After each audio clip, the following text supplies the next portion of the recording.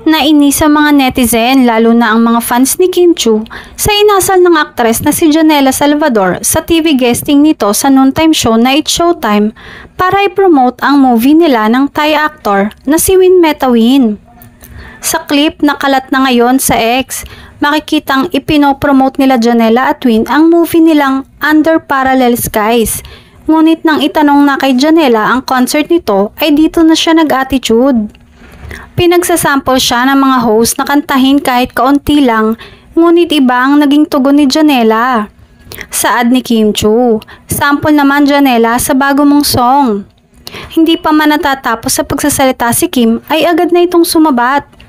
Medyo pause ako today, kayo na lang. Bulgar na sagot ng aktres. Kaya naman hindi ito nakalagpas sa paningin ng komedyante at TV host na si Vice Ganda at ginawa niya pa itong biro sa isang segment ng show. Marami tuloy ang nakapansin sa tila hindi magandang asal ni Janela. Kaya naman nagpupuyos ang mga netizen sa ipinakita niyang ito. Si Kim nga ang nag-react negatively. Hindi siya sanay na host siya. Siya dapat ang nag-adjust since main host siya pero pinatulan pa niya. Walang masama kung tumanggi si Janela. Kung masakit talaga ang lalamunan niya. Ang sensitive na mga fans ni Kim, wala namang masama sa sinabi ni Janela.